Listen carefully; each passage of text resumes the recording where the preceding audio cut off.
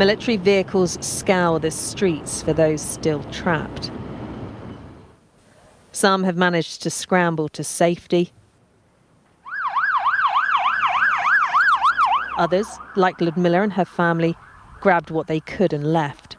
Refugees from Ukraine, they've lost their home for a second time. It's very hard. We're adults, but my little one will remember all of this, she says.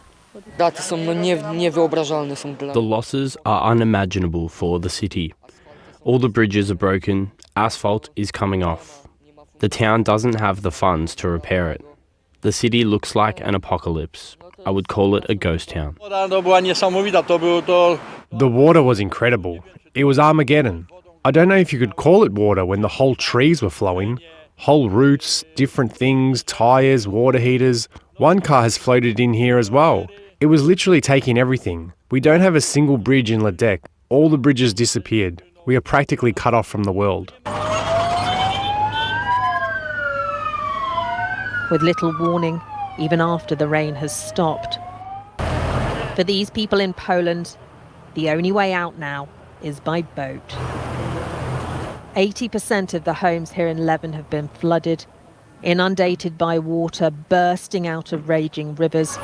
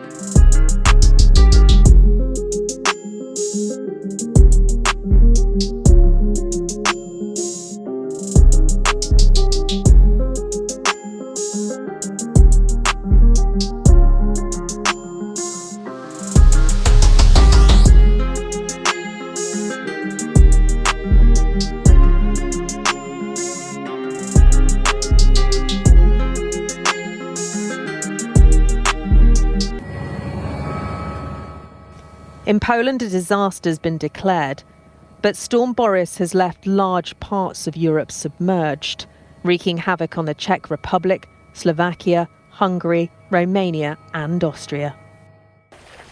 When you look around, authorities are doing what they can to hold back the waters. In Wrocław, they're not taking any chances after a catastrophic flood cut off the city in 1997. Dagna lived through that flood.